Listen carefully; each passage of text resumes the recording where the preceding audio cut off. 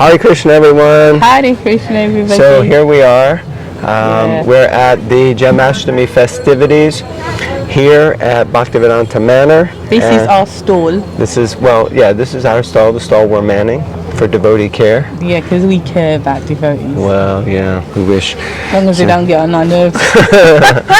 So, and we've got beautiful, we brought all the boys and girls out today. So we got Jagannath, Baladevi, Subhadra Devi, and Shishi Gaur Nitai, who were a big hit on Janmashtami Day. They really were. So we're going to work them today. So yeah, I'm trying to find, oh, there's the marker. So we're on text number 11. Welcome people at 10 o'clock. Is that good for you? Honey?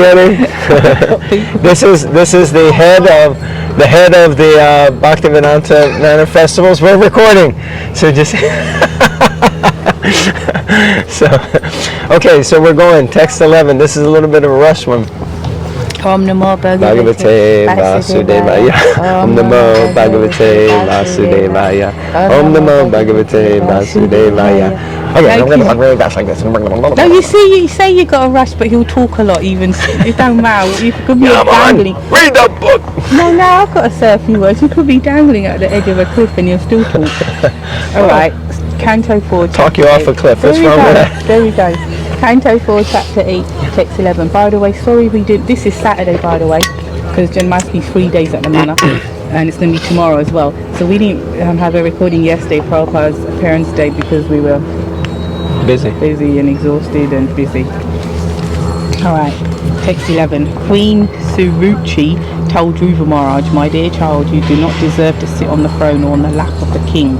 Surely you are also the son of the king, but because you did not take your birth from my womb, you are not qualified to sit on your father's lap." Purport.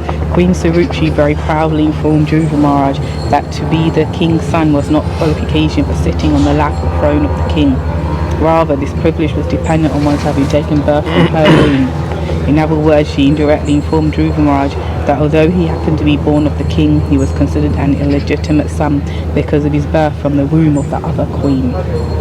So that's just plain mean and, evil. But as I was saying in the previous reading, when you got more than one woman, you're going to have trouble. And definitely when you have more than one wife, you're going to have a lot of trouble.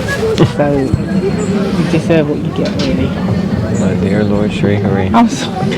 It's the heat and maybe lack of prasadam this morning. You'll get certain purports. No, that's a fact. Yes. Tell me, ladies, what you... Eka Patni Vrat. Yeah. The parrots? Well, there you go. Confirmed by the parrots. Yeah, that Eka Patni Vrat is the key. Stick to one. No need for more. Yeah, it is cruel though, right, what you're saying. I mean, it's like, you're not born from my womb, so you're useless, get out. Yet Dhruva is actually the elder son. He's the elder son. So there is envy there, because she's thinking, well, I'm the favorite wife, but my son, I'm pretty sure Dhruva is the older son. So she's thinking that, I'm the favorite wife, but my son won't be the ruler, won't be the king. So like that. Anyway, Hare Krishna. Text 12. My dear child, you are unaware that you were born not of my womb, but another woman. Therefore, you should know that your attempt is doomed to failure. You are trying to fulfill a desire which is impossible to fulfill. The small child, Dhruva Maharaj, was naturally affectionate toward his father, and he did not know that there was a distinction between his two mothers. This distinction was pointed out, Hare Krishna,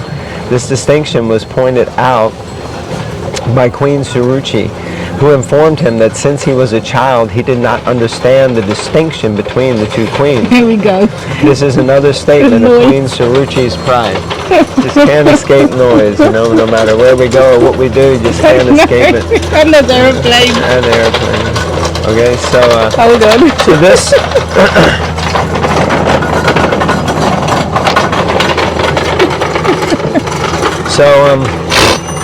excuse me.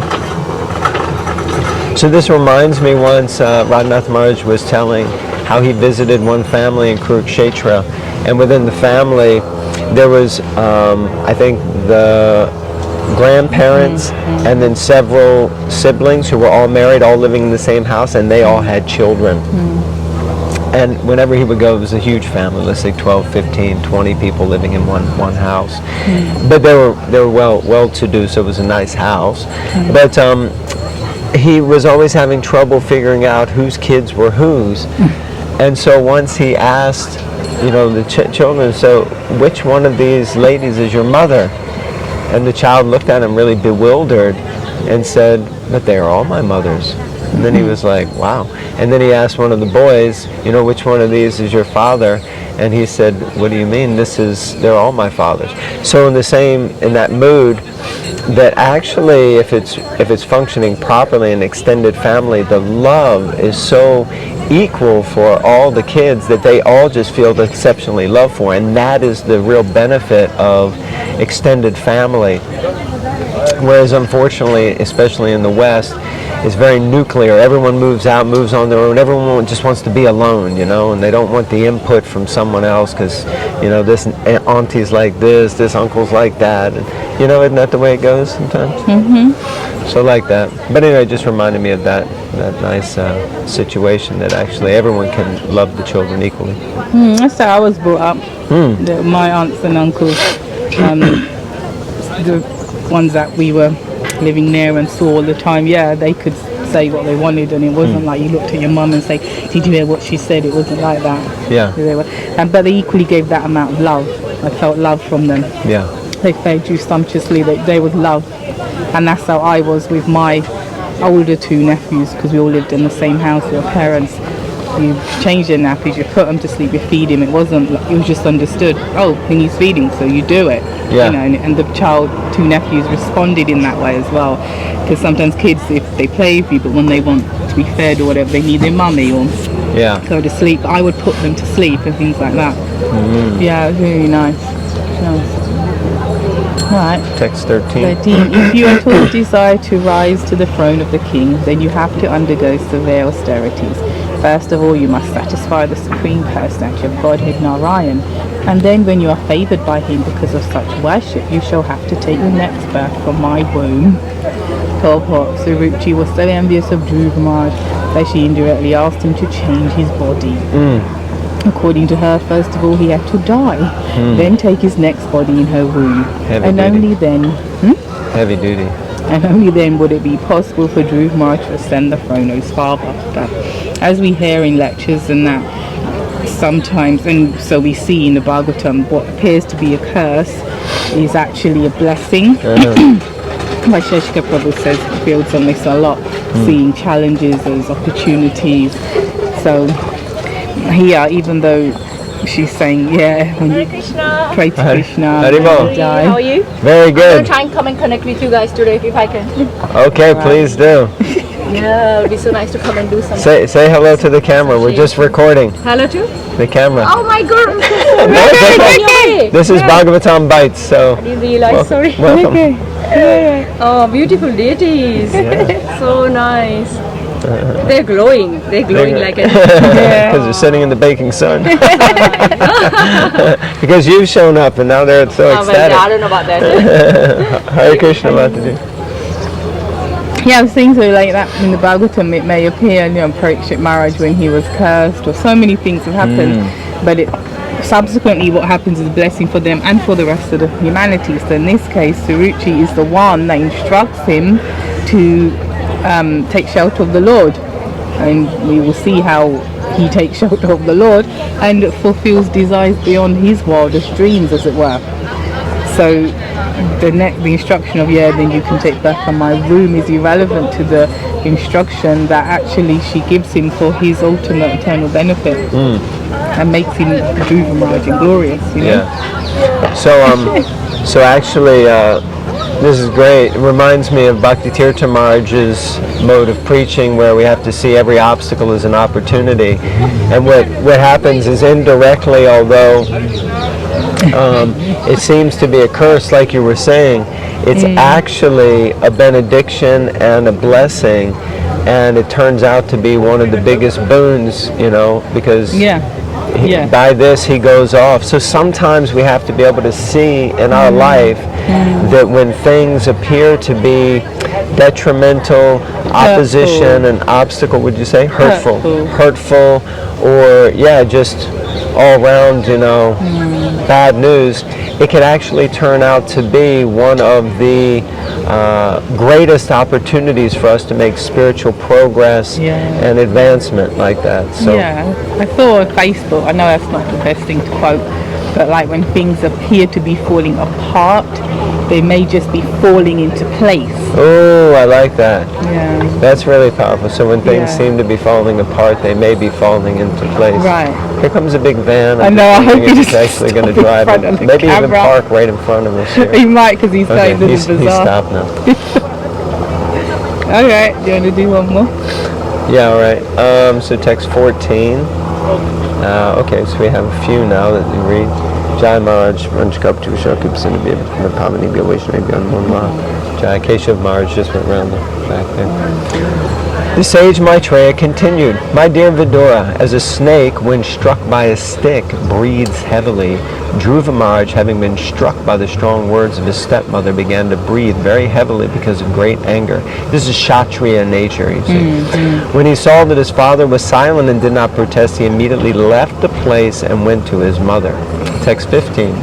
When Dhruva Maharaj reached his mother, his lips were trembling in anger, and he was crying very grievously. Queen Suniti immediately lifted her son onto her lap, while the palace residents, who had heard all the harsh words of Sarushi, related everything in detail. Thus Suniti also became greatly aggrieved. Text 16. This incident was unbearable to Suniti's patience. She began to burn as if in a forest fire.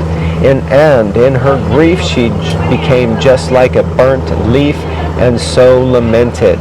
As she remembered the words of her co-wife, her bright lotus-like face filled with tears, and thus she spoke. So this is the powerful impact. No man is an island unto himself. I think it was James Dunn who said this, and it's so true that something that happens to one person, it has a knock-on effect, so we have to be really careful. Purport. When a man is aggrieved, he feels exactly like a burnt leaf in a forest fire. Suniti's position was like that. Although her face was as beautiful as a lotus flower, it dried up because of the burning fire caused by the harsh words of her co-wife. And this is a really good point, and we'll conclude on this, if you're okay with that. The power of speech, the power of sound vibration, the power of the word, and that van is going to drive right in front of us. No problem. Thank you. Hare Krishna. And fortunately it kept going. That's good. Our word, sound vibration, is so powerful that sometimes we can say something off the cuff. Just even me being American, I have a tendency to say silly, stupid, sarcastic comments. No. And sometimes these sarcastic comments can have a detrimental impact and really adversely affect someone else. It just goes straight into the heart and wham, just cuts like a knife. So like that, we have to be very, very careful. We good? Yeah, it's not what you say, it's how you say it. Yeah, and what, I think.